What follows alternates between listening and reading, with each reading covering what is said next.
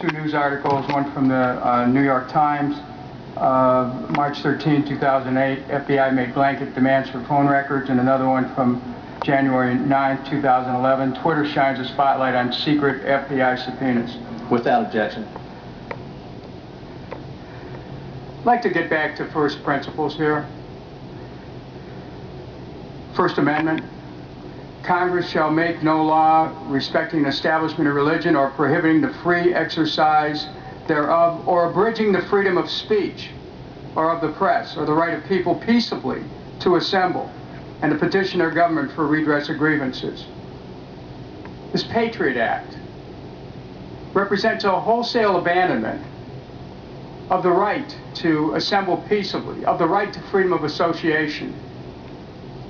This Patriot Act is a square violation of the Fourth Amendment, the right of people to be secure in their persons, houses, papers, and effects against unreasonable searches and seizures.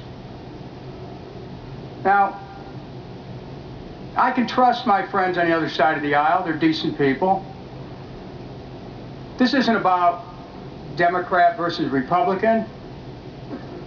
It's not about a Democratic president.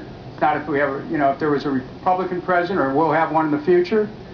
It's about something actually much more important than all of us and then whoever might be an executive. It's about the Constitution of the United States. Congress made a mistake. When it passed the Patriot Act, Gentlemen, yield. I'm going to continue and then I'll yield. Congress made a mistake. When it passed the Patriot Act, instead of sunsetting it and being done with it, we kept the provisions going. Some have been made permanent. This law today, we seek to reauthorize certain sections of the Patriot Act. What I maintain is that what we have here is a destructive undermining of constitutional principles. We can't just say, well, let's trust our friends to do the right thing. This is about the Constitution. This is beyond friendship. This is beyond party. This is beyond who's the president. So I disagree with President Obama on this. It's interesting at this very moment that our president is on television celebrating the tremendous movement towards the free will of the people of Egypt, who have suffered real repression and suppression of their basic liberties. We can celebrate something happening thousands of miles away. It would be much better for America if we celebrated our Constitution. What we have done with the Patriot Act, we've given the government enormous power.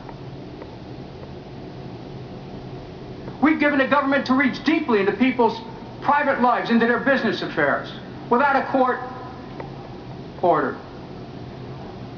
We need to think about that.